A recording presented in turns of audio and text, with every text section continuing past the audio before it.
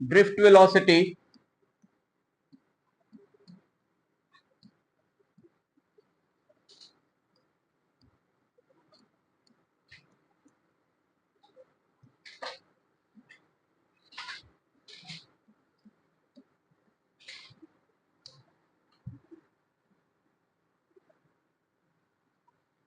Drift velocity क्या है?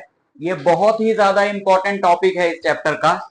Drift velocity क्या है कि जैसे अगर हमने ये कंडक्टर है, इस कंडक्टर में हमने एक बैटरी लगाई, तो होता क्या है, एक इलेक्ट्रॉन पॉजिटिव एंड की तरफ जाने की कोशिश करता है।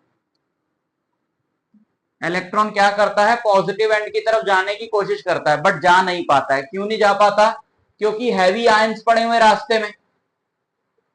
तो उसका जो एक्चुअल पाथ है पॉजिटिव एंड की तरफ जाने के लिए, उसका जो एक्चुअल पाथ है वो ये है कि वो ऐसे स्टार्ट करेगा, यहां से स्टार्ट करेगा, लेकिन ये उसका पाथ रहेगा, टकराता हुआ जाएगा। ठीक है, ऐसे ऐसे जा रहा है, ऐसे। तो अब वो यहां पहुंच गया, चला था यहां से, पहुंच गया यहां, लेकिन ऐसे सीधा सीधा नहीं पहुंचा, धक्के खाता हुआ पहुंचा, तो ड्रिफ्ट कर रहा है वो। तो उसकी जो वेलोसिटी है ना इस तरफ जाने की, उसको क्या बोलते हैं? Drift velocity. पॉजिटिव एंड की तरफ इलेक्ट्रॉन के खिसकने की जो वेलोसिटी है उसको बोलते हैं ड्रिफ्ट वेलोसिटी। अगर यहां पे हमने इसके मोशन को ऑब्जर्व किया 1 सेकंड तक, यहां से लेकर यहां तक, तो उस 1 सेकंड में इसने डिस्टेंस तो बहुत ज्यादा ट्रेवल किया। हमने करी थी ना ये बात डिस्कस लास्ट क्लास में। उस 1 सेकंड में इसने डिस्टेंस तो बहुत ज्यादा ट्रेवल किया, लेकिन इसकी डिस्प्लेसमेंट बहुत कम है। 1 सेकंड में इसकी डिस्प्लेसमेंट 1 मीटर है सपोज, तो इसकी स्पीड हो गई 1000 मीटर पर सेकंड, बट इसकी वेलोसिटी क्या हुई? 1 मीटर पर सेकंड। समझे? स्पीड कितनी हो गई? Distance upon time. तो स्पीड हो गई 1000 मीटर पर सेकंड, और वेलोसिटी कितनी हो गई? Displacement upon time. वेलोसिटी कितनी हो गई? 1 मीटर पर सेकंड। सो ये जो वेलोसिटी है ना, ये एक इलेक्ट्रॉन के पॉजिटिव एंड की तरफ जाने की जो वेलोसिटी है, जब उसमें हम क्या लगा दें? बैटरी लगा दें। बैटरी क्या कर रही है? एक तरफ का एंड पॉजिटिव कर रही है, दूसरी तरफ का एंड नेगेटिव कर रही है, और पॉजिटिव टू नेगेटिव इसे इलेक्ट्रिक फील्ड मिल रही है। उस इलेक्ट्रिक फील्ड के उल्टी डायरेक्शन में एक नेगेटिवली चार्ज पार्टिकल चल रहा है। तो जब हम इसमें बैटरी लगा दें तो इसमें एक इलेक्ट्रिक फील्ड आ जाती है। उस इलेक्ट्रिक फील्ड की प्रेजेंस में इलेक्ट्रॉन मूव करता है, तो वो जिस वेलोसिटी से कंडक्टर के पॉजिटिव एंड की तरफ जाता है, उस वेलोसिटी को क्या बोला जाता है? Drift velocity. इलेक्ट्रॉन के बैटरी लगाने के बाद इलेक्ट्रॉन के पॉजिटिव एंड की तरफ जाने की जो वेलोसिटी है उसको क्या बोला जाता है? Drift velocity.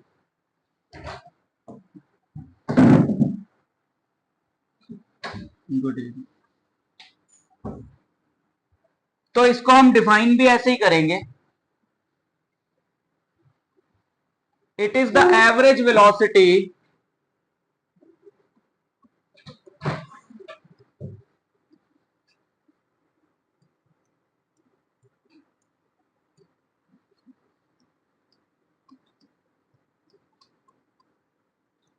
with which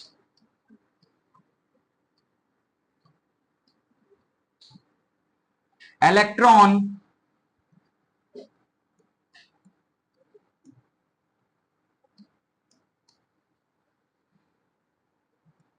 get drifted towards the positive end, towards the positive end. It is the average velocity with which electrons get drifted towards the positive end, positive end of the battery under the influence of an external electric field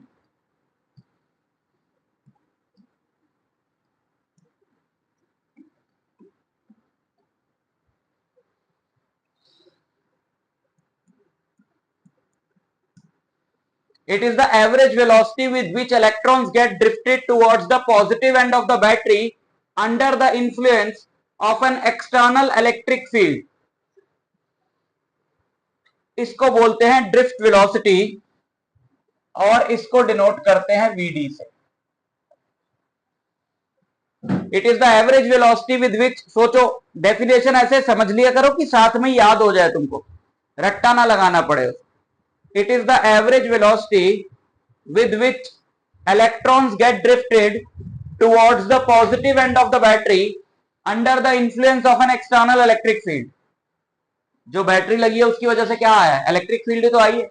तो उस electric field की वजह से सारे electrons positive terminal की तरफ भागने लगे. उन सारे इलेक्ट्रॉन्स की वेलोसिटी का जो एवरेज है उसे क्या बोला जाता है, ड्रिफ्ट वेलोसिटी. समझ में आया? इसको डिनोट करते हैं वीडी से. अब इसमें इंपॉर्टेंट क्या है, इसमें इंपॉर्टेंट है एक डेरिवेशन.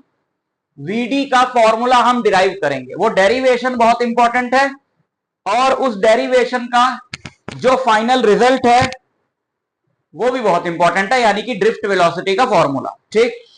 अच्छा, initially when the electric field was not applied, क्या होता है, मैंने बताया था कि सिर्फ रूम की थर्मल एनर्जी की वजह से इलेक्ट्रॉन्स मूव करते हैं रैंडमली. अगर इलेक्ट्रॉन्स रैंडमली मूव करेंगे तो तुम किसी भी इलेक्ट्रॉन पे फोकस करो, वो चलेगा तो बहुत, लेकिन किसी पर्टिकुलर डायरेक्शन में नहीं जाएगा, है ना. अगर मैं सिर्फ थर्मल मोशन को ऑब्जर्व करूं, अगर मैं सिर्फ थर्मल मोशन को देखूं, तो इलेक्ट्रॉन को मैं एक सेकंड के लिए अगर ऑब्जर्व करूं तो इलेक्ट्रॉन चला तो बहुत, लेकिन उसकी नेट डिस्प्लेसमेंट क्या रहेगी बताओ. अगर हम, हाँ, होगी ही नहीं. इलेक्ट्रॉन थर्मल एनर्जी की वजह से रैंडमली चल रहा है, इधर जा रहा है, इधर आता है, इधर जा रहा है, इधर जा रहा है, ऐसे जा रहा है, ऐसे जा रहा है, ऐसे जा रहा है, वहीं आ गया. अरे मैं कह रहा हूं थर्मल एनर्जी की वजह से. सुन क्यों नहीं रही है, बैटरी जब नहीं लगाई तब, जब बैटरी नहीं लगाई, 3-4 बार मैंने एक ही बात बोल दी ताकि तुम्हें समझ में आए. जब हमने बैटरी नहीं लगाई, इनिशियली क्या होता है, वो बिल्कुल रैंडमली मूव करता है, वो किसी भी पर्टिकुलर डायरेक्शन में नहीं जाता. तो चलेगा तो बहुत, यानी डिस्टेंस तो बहुत कवर करेगा, लेकिन डिस्प्लेसमेंट क्या होगी उसकी, जीरो. डिस्प्लेसमेंट बिल्कुल भी नहीं होगी. सो अगर इनिशियली हम लें उन सब इलेक्ट्रॉन्स की velocity, let initial velocities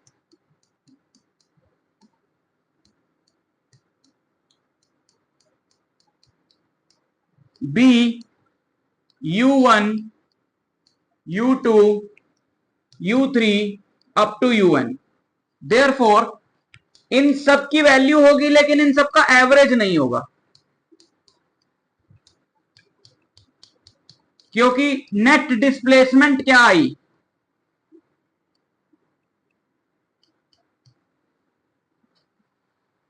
zero.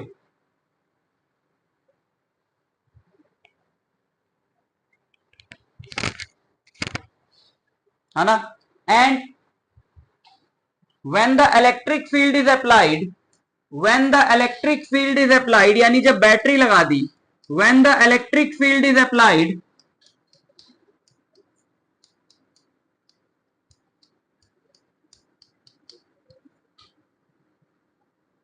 then velocities are v1, v2, v3 and so on. Acceleration of each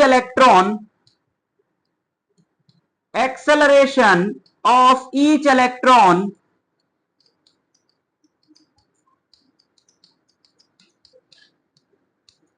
acceleration of each electron is, हर एक इलेक्ट्रॉन की एक्सेलरेशन क्या होगी?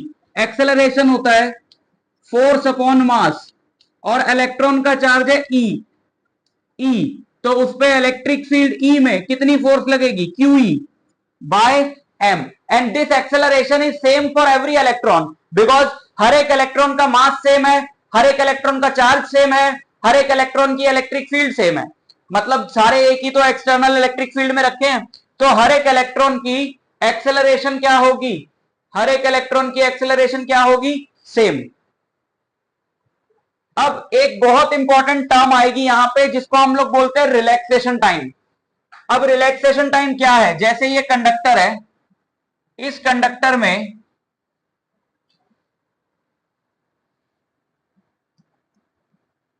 एक इलेक्ट्रॉन का मोशन देखो कैसा है।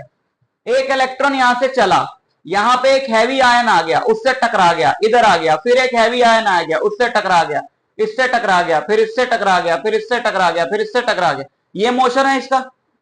तो इलेक्ट्रॉन जो भी वेलोसिटी गेन करता है, जैसे एक कोलिजन ये रही और एक कोलिजन ये रही, इलेक्ट्रॉन जो भी वेलोसिटी गेन करता है दो कोलिजन्स के बीच में ही गेन करता है, क्योंकि यहां से वो उसने अपनी वेलोसिटी गेन करनी शुरू करी, बढ़ती बढ़ती बढ़ती बढ़ती बढ़ती बढ़ती, यहां आके फिर जीरो हो गई क्योंकि टकरा गया।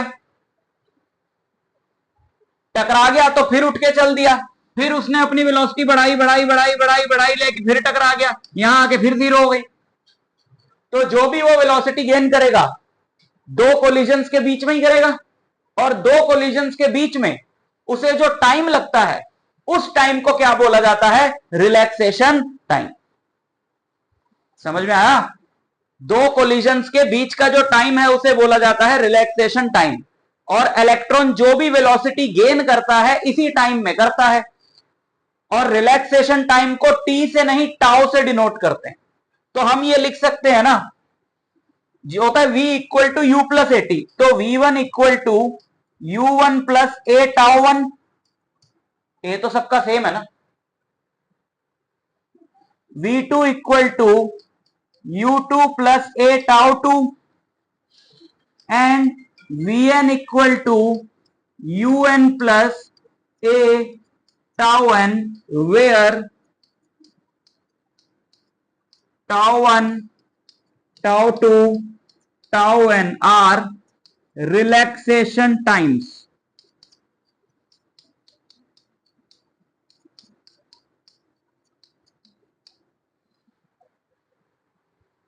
ये क्या है? Relaxation time. ठीक है, तो क्या बोल रहा है? ड्रिफ्ट वेलोसिटी उन वेलोसिटीज का एवरेज है जो हर एक इलेक्ट्रॉन की वेलोसिटी है बैटरी लगाने के बाद, जो कि है ये v1 v2 v3, इन सब का जो एवरेज है, इन सब का जो एवरेज है वो है ड्रिफ्ट वेलोसिटी। स्लाइड चेंज कर रहा हूं, लिख लिया? लिख लो फटाफट।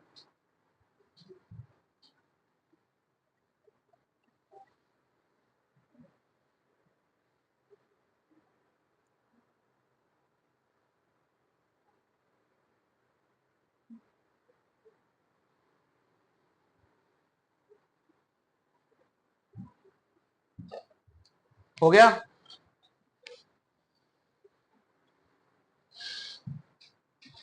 सो बाय डेफिनेशन ड्रिफ्ट वेलोसिटी क्या है? ड्रिफ्ट वेलोसिटी है इन सारी वेलोसिटीज का, इन सारी वेलोसिटीज का एवरेज। ड्रिफ्ट वेलोसिटी है इन सब वेलोसिटीज का एवरेज। तो अब हम इन सब की वैल्यूज डाल दें, तो वीडी हो जाएगा, v1 की वैल्यू डालो u1 plus A tau one, v1 की वैल्यू डालो, v2 की वैल्यू डालो u2 plus A tau two, plus un की वैल्यू डालो un plus A tau n, और डिवाइडेड बाय n। तो वीडी हो जाएगा u1 plus u2 up to un, plus A common आ गया tau one plus tau two up to tau N, this divided by N and this divided by N. ये हमने पीछे लिखा है कि ये जीरो होता है, ये हमने लिखा है कि जीरो होता है, तो Vd हो गया जीरो प्लस ए इंटू टाउ, जीरो प्लस ए इंटू टाउ। ये क्या हो गया, ये देखो ये पूरा क्या है, ये है रिलैक्सेशन टाइम्स का एवरेज। इसको हम किससे डिनोट करेंगे, टाउ से, और टाउ का नाम क्या है, average relaxation time, average relaxation time, average relaxation time. ठीक, तो Vd हो गया, Vd हो गया ए टाउ, और ए की वैल्यू थी e by M into tau. This is the formula for drift velocity. यही डेरिवेशन हम कर रहे थे, बहुत ही ज्यादा इंपॉर्टेंट डेरिवेशन है ड्रिफ्ट वेलोसिटी का फॉर्मूला। ये स्टेप समझ में आ रहे तेरे को?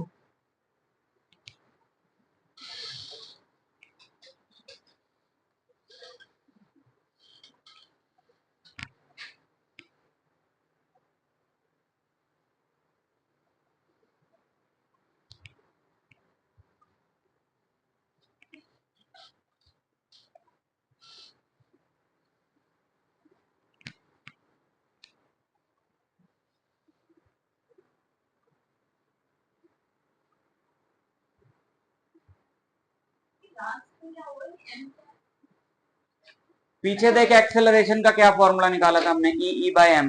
वेक्टर फॉर्म में, वेक्टर फॉर्म में, वेक्टर फॉर्म में एक्स वीडी, वीडी वेक्टर होगा E into E vector by M into tau है।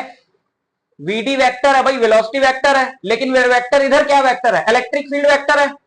ये तो चार्ज है स्केलर, ये मास है स्केलर, वो है टाइम स्केलर, तो यानी वीडी वेक्टर क्यों है, ई की वजह से।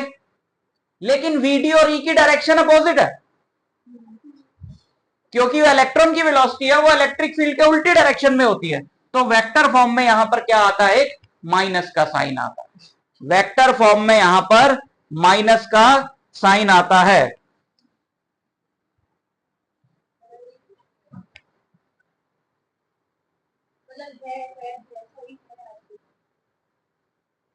हो गया,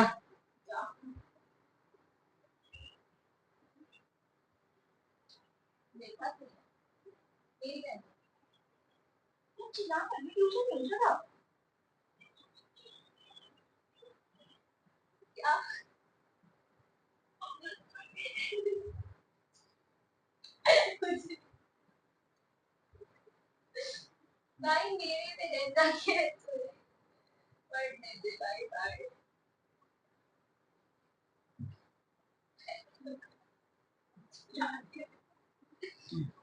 वो नहीं मत उठा।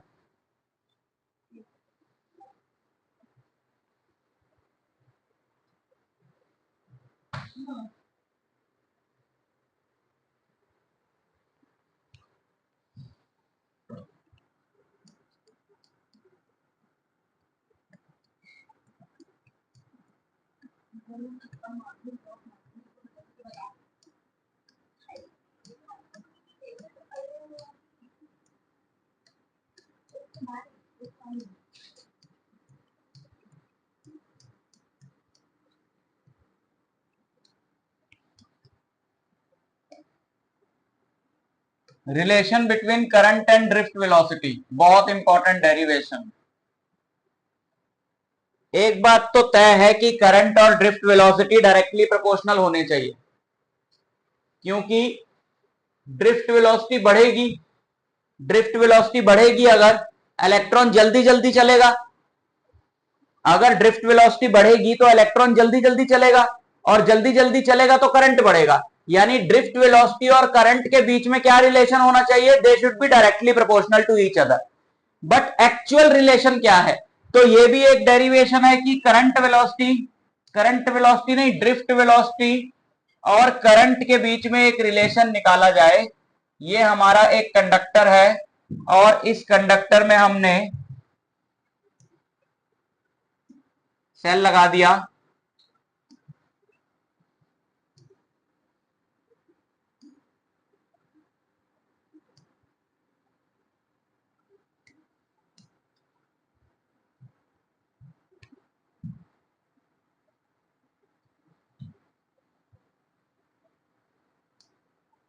ये कंडक्टर की जो लेंथ है वो L है, कंडक्टर का जो एरिया ऑफ क्रॉस सेक्शन है वो A है, ये V है, इलेक्ट्रिक फील्ड E है। इलेक्ट्रिक फील्ड इधर होगी, ये पॉजिटिव है, ये नेगेटिव है, तो इस तरफ इलेक्ट्रिक फील्ड होगी पॉजिटिव से नेगेटिव E। ठीक, और E V और L में क्या रिलेशन होगा? E होगा V by L, potential gradient. E होगा V by L, potential gradient. और यहां पर बाकी सारे पैरामीटर्स तो तुमको पता है। एक बहुत इंपॉर्टेंट चीज समझ लो, आगे बहुत जगह यूज होने वाली है, स्मॉल एन। स्मॉल एन को बोलते हैं number density of electrons. Number density of electrons, number density of electrons यानी के number of electrons, number of electrons per unit volume, number of electrons, number of electrons per unit volume, कि एक unit volume में इसके कितने electrons होंगे, कितने इसमें इलेक्ट्रॉन्स पैक्ड है। ठीक, तो वॉल्यूम कितना है इस कंडक्टर का? Volume of conductor, volume of conductor is what? Volume of conductor is A into L. Therefore, total electrons, total number of, total number of electrons कितने हो गए इसके अंदर? टोटल नंबर ऑफ इलेक्ट्रॉन्स हो गए ALN। टोटल चार्ज कितना हो गया? Total charge Q ALNE। समझ आ रहा है? यूनिट वॉल्यूम में n इलेक्ट्रॉन्स हैं, कंडक्टर की वॉल्यूम है A इंटू एल, तो उसकी वॉल्यूम में कितने इलेक्ट्रॉन्स होंगे? AL into n. और एक इलेक्ट्रॉन पे चार्ज है E, तो इसके अंदर टोटल चार्ज कितना हो गया? ALNE। And since current is what? Current is charge upon time, current is charge upon time, तो करंट हो गया चार्ज ALNE बाय T, और ALNE बाय T टाइम होता है डिस्टेंस अपॉन स्पीड। कितना डिस्टेंस कवर करना पड़ रहा है इलेक्ट्रॉन को? L।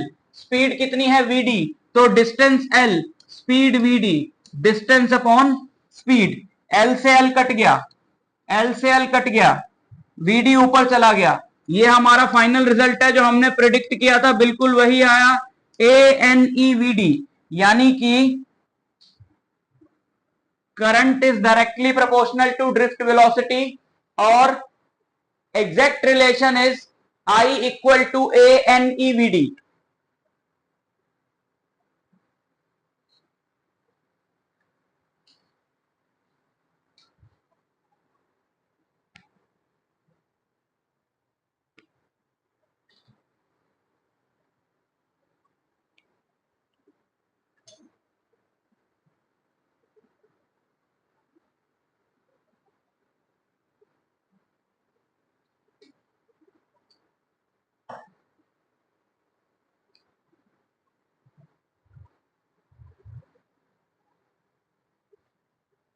एनर्जी ला, थोड़ी एनर्जी ला अपने अंदर, कोशिश तो कर। पड़ी रहेगी लाश बन के तो फिर तो एनर्जी वैसी। तुम लोगों की समस्या क्या है? नींद ही आती रहती है क्या? मुझे तो आई नहीं।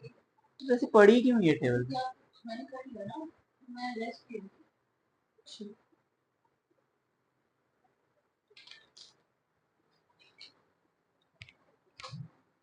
त्रिशा, रेजिस्टेंस क्या होता है?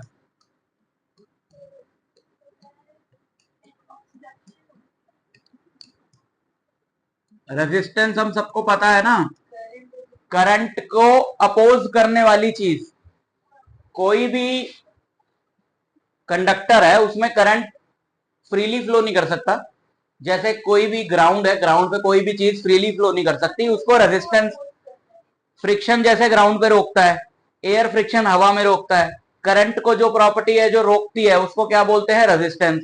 उसका रीजन क्या है, उसका रीजन वही है जो हम बार बार पढ़ रहे हैं कि ये जो इलेक्ट्रॉन जब चलेगा इसके अंदर तो फ्री नहीं है चलने के लिए, उसमें हैवी आयंस हैं, उन आयंस के साथ टकराता है वो, उस वजह से उसकी स्पीड कम हो जाती है। So this property is called resistance.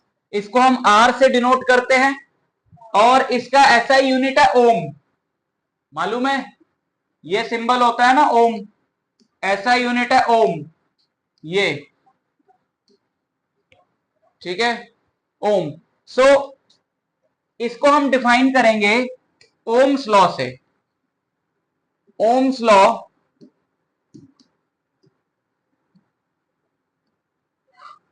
Ohm's law simple सा, बहुत ही सिंपल सी बात कहता है कि V is proportional to I, जो कि बहुत ऑब्वियस बात है। V मतलब जूल पर कूलम। जितनी ज्यादा एनर्जी लगाओगे, भाई जितनी ज्यादा एनर्जी लगाओगे उतना ही ज्यादा चार्ज को धक्का पड़ेगा, तो उतना ज्यादा करंट होगा क्योंकि वो तेज भागेगा चार्ज। समझे? अगर ये मेरे पास एक कंडक्टर है, इस कंडक्टर में मैंने यहां पे बैटरी लगाई, सेल लगाया और यहां पे मैंने दे दिया 10 वोल्ट। अब 10 वोल्ट का मतलब क्या है, 10 जूल पर कूलम, यानी एक कूलम के चार्ज पे 10 जूल वर्क होगा। एक कूलम के चार्ज पे 10 जूल वर्क होगा, यानी कि चार्ज थोड़ा धीरे भागेगा। लेकिन अब मैंने इसी को कर दिया 20 वोल्ट, अब एक कूलम के चार्ज पे 20 जूल वर्क होगा, तो चार्ज तेज भागेगा, उससे करंट बढ़ेगा। तो ओम्स लॉ यही सिंपल सी बात कहता है कि V is proportional to I। जितना ज्यादा वोल्टेज बढ़ाओगे उतना ज्यादा सर्किट के अंदर करंट दौड़ेगा, ये सिंपल सी चीज कहता है ओम्स लॉ। तो इसकी स्टेटमेंट क्या है, इसकी स्टेटमेंट है कि current flowing through a conductor, current flowing current flowing through a conductor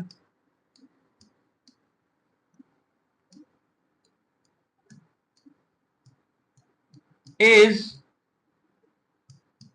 directly proportional to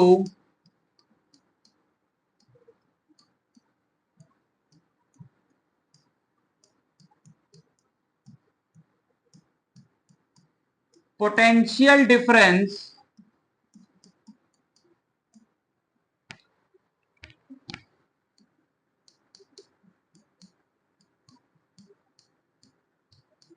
applied across its ends। ठीक है, current flowing through a conductor is directly proportional to the potential difference applied across its ends, provided, अब इसमें एक condition है, provided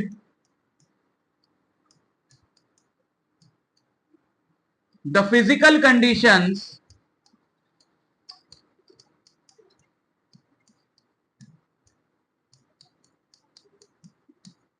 like temperature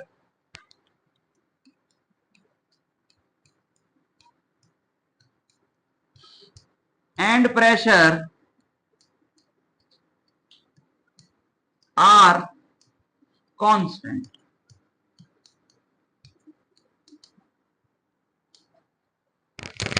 physical conditions temperature और pressure क्या होने चाहिए, कांस्टेंट। बट क्यों? तो पहले तो हम यहां पे लिखें, हाँ अभी ये हम प्रूव करेंगे ओम्स लॉ को, तो वहां पे हमें पता चलेगा। तो V प्रोपोर्शनल टू I ये कहता है ओम्स लॉ, और एक कांस्टेंट लगा दिया हमने, तो V equal to I R, ये ओम्स लॉ की हमारी इक्वेशन हो गई। R is called the resistance, R is the resistance of conductor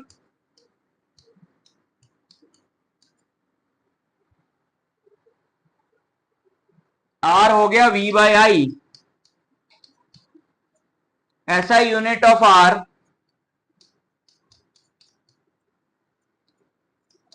is ohm, जिसका सिंबल होता है ये, इसको, इस सिंबल को बोलते हैं omega, capital omega. 1 ohm, small omega ये होता है। 1 ohm is 1 V by R है ना, देखो आर, सॉरी आर क्या आएगा, V by I. So 1 ohm is 1 volt per ampere, 1 volt per ampere. It is 1 volt per ampere. So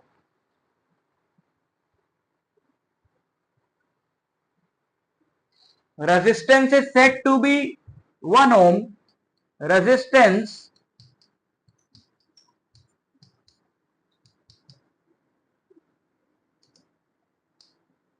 of a body is said to be 1 ohm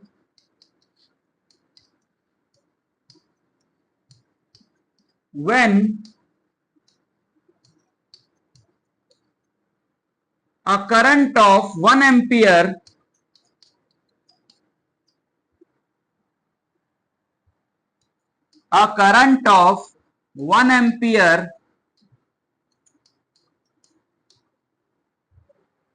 flows through the body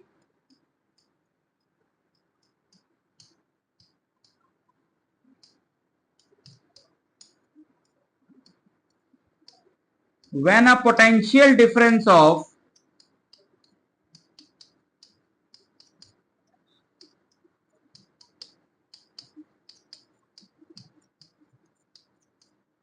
1 volt is applied across its ends.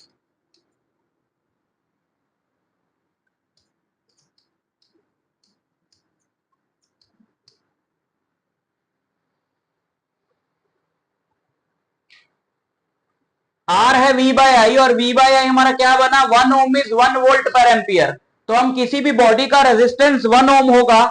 अगर तुम उस body में, एक body है, इसका resistance हम लोग कह रहे हैं कि 1 ओम है, क्यों, क्योंकि जब इसमें दोनों एंड्स में 1 वोल्ट का पोटेंशियल लगाया जाता है तो इसमें 1 एम्पियर का करंट फ्लो करता है ना। 1 ohm is 1 volt per ampere. So resistance of a body is said to be 1 ohm when a current of 1 ampere flows through the body when a potential difference of 1 volt is applied across its ends. अब देखो proof of Ohm's law, हम proof करेंगे कि V proportional to I कैसे है। तो proof of Ohm's law, और उसके लिए फिजिकल कंडीशंस कांस्टेंट होनी क्यों जरूरी है। तो दो फॉर्मूले जो अभी हमने निकाले उनको यूज करके, आई होता है ANEVD, आई है ANEVD, और VD का फॉर्मूला है EE by M into tau. VD का फॉर्मूला है EE by M into tau. अब तो वेट नहीं हो रहा ना, तो आई हो गया ANE, और VD की जगह, ये VD की जगह हमने रख दिया EE by M into tau. तो आई हो गया ANE square E by M into tau, and E होता है V बाय L, E होता है V बाय L, E की जगह रख दिया V by L। I equal to ANE square V by L into tau. I हो गया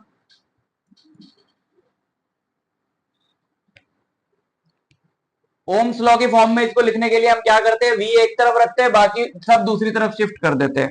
तो हमने V एक तरफ रखा तो ये बाकी सब उधर गया, तो ये हो जाएगा ML, ML न्यूमरेटर में आ गया, ML upon ANE square tau into I. ML upon ANE square tau into I, और ये पूरा क्या हो गया, ये पूरा हो गया कांस्टेंट। अगर अब देखो इसमें है क्या क्या, ध्यान से देखो, m is the mass of electron which is always constant, n is the number density जो मटेरियल पे डिपेंड करेगी कांस्टेंट, e चार्ज है इलेक्ट्रॉन का कांस्टेंट, बचा a l और टाउ। l है कंडक्टर की लेंथ, a है कंडक्टर का एरिया ऑफ क्रॉस सेक्शन। ये दोनों कैसे चेंज होंगे, जब तुम कंडक्टर को खींचोगे, काटोगे, हीट करोगे। लेकिन अगर मैं बोलूं टेम्परेचर भी नहीं बढ़ाना, प्रेशर भी नहीं चेंज करना, टेम्परेचर भी नहीं चेंज करना, तो तुम फिर ना एल चेंज कर पाओगे ना ए चेंज कर पाओगे। सो वी और आई, हाँ नहीं काटना तो प्रेशर, प्रेशर तो लगाना पड़ता ना काटने के लिए, तो pressure is a physical condition. तो प्रेशर और रिलैक्सेशन टाइम, टाउ है रिलैक्सेशन टाइम। जब तुम किसी वायर को हीट करते हो, दो कोलिजन्स के बीच का टाइम, जब तुम किसी वायर को हीट करते हो तो उसके इलेक्ट्रॉन्स बहुत ज्यादा काइनेटिक एनर्जी गेन करते हैं और वो जल्दी जल्दी कोलाइड करते हैं, तो रिलैक्सेशन टाइम कम हो जाता है। टेम्परेचर बढ़ाने पे रिलैक्सेशन टाइम कम हो जाता है। इसलिए अगर हम टेम्परेचर और प्रेशर कांस्टेंट रखते हैं तो ये कांस्टेंट हो जाएगा और V प्रोपोर्शनल टू I हो जाएगा। तो जब हम ओम्स लॉ की स्टेटमेंट लिखते हैं तो हमें लास्ट में ये लाइन ऐड करनी जरूरी होती है कि provided the physical conditions are constant, so it is constant only when physical conditions are constant।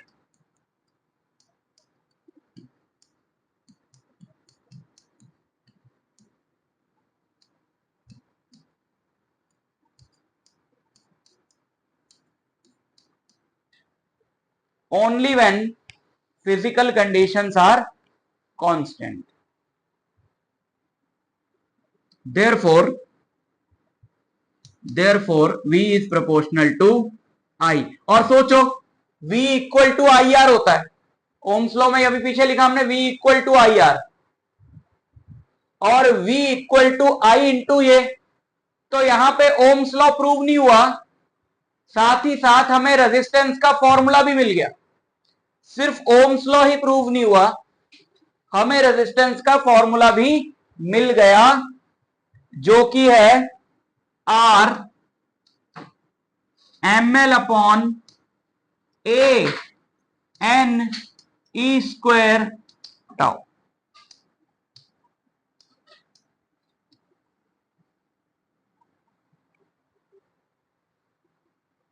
Resistance का फॉर्मूला याद रखना,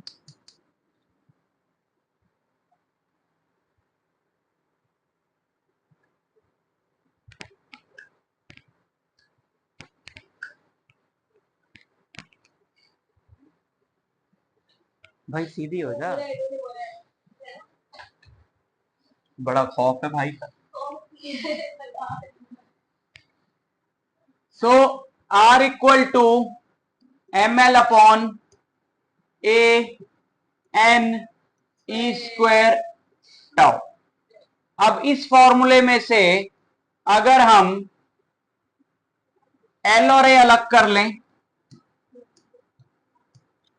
तो बचेगा क्या,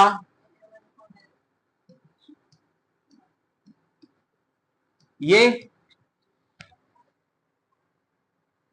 हमने यहां पे अलग कर लिए पैरामीटर्स, किसके, यहां पे हमने पैरामीटर्स अलग कर लिए, जो बॉडी की डायमेंशंस थी वो अलग कर ली और नेचर अलग कर लिया, डायमेंशंस अलग कर ली, नेचर अलग कर लिया। इसको बोलते हैं रेजिस्टिविटी।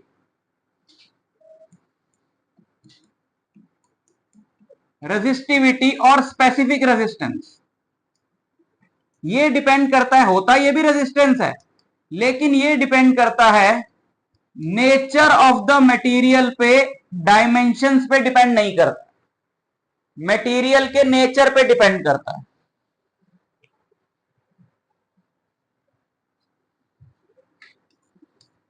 देखो तुम्हारे पास 5 कॉपर के पीस हैं, एक छोटा पीस है, एक बड़ा पीस है, 3-4 तुम्हारे पास कॉपर के पीस हैं, सबकी लेंथ और एरिया डिफरेंट है। किसी की लेंथ कम है, किसी की लेंथ ज्यादा है, किसी का एरिया कम है, किसी का एरिया ज्यादा है, तो सबका रेजिस्टेंस डिफरेंट होगा क्योंकि वो एल और ए पे डिपेंड करता है। लेकिन रेजिस्टिविटी सबकी सेम होगी क्योंकि सारे कॉपर के हैं। रेजिस्टिविटी डिपेंड करती है नेचर पे, रेजिस्टिविटी डिपेंड करती है नेचर पे, ठीक। और रेजिस्टिविटी को हम रो से डिनोट करते हैं, रेजिस्टिविटी को हम डिनोट करते हैं रो से। तो ये फॉर्मूला आर का हमारा बन जाता है रो एल बाय ए। कहीं पढ़ा होगा शायद ये कभी, हाँ, तो वो यही है रो, ठीक है। रो की यूनिट क्या हो गई, यूनिट ऑफ रो, रो है हमारा R A by L, R A by L, R A by L की यूनिट क्या हो गई, ohm metre square upon metre, ohm metre square upon metre, ohm metre.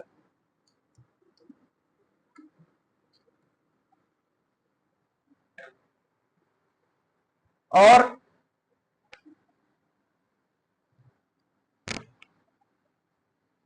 Conductance होता है रेजिस्टेंस का reciprocal, conductance को डिनोट करते हैं जी से, और ये रेजिस्टेंस का रेसिप्रोकल होता है। कंडक्टेंस ज्यादा मतलब ज्यादा कंडक्ट करेगा मटेरियल, कम कंडक्टेंस मतलब कम कंडक्ट करेगा। और इसका फॉर्मूला रेजिस्टेंस का उल्टा, A N E square tau by M L. Unit क्या होगी इसकी, कंडक्टेंस की ऐसा यूनिट होगी, कंडक्टेंस की ऐसा यूनिट मो, ओम का उल्टा मो माया। हाँ, तो मैं यहाँ स्टैंड अप कॉमेडी कर रहा हूँ सही में, नहीं, ohm inverse, ohm inverse, omega का सिंबल उल्टा करके भी ओमेगा ही बनेगा। मिरर इमेज, मिरर इमेज, ऐसे उल्टा नहीं किया ना, ऐसे उल्टा किया।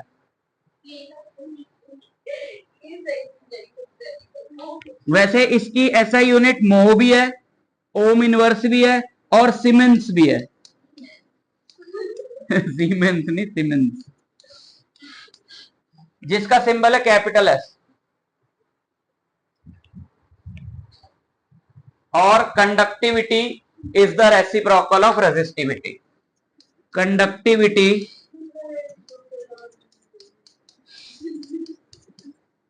सिग्मा 1 अपॉन रो, रो का फॉर्मूला है m upon N E square tau, ये हो जाएगा N E square tau by M. इसकी ऐसा यूनिट है, उसकी थी ओम इनवर्स, उसकी थी ओम मीटर, ये हो गई हमारी ओम इनवर्स मीटर इनवर्स, और मोह मीटर इनवर्स, और सीमेंस मो पर मीटर।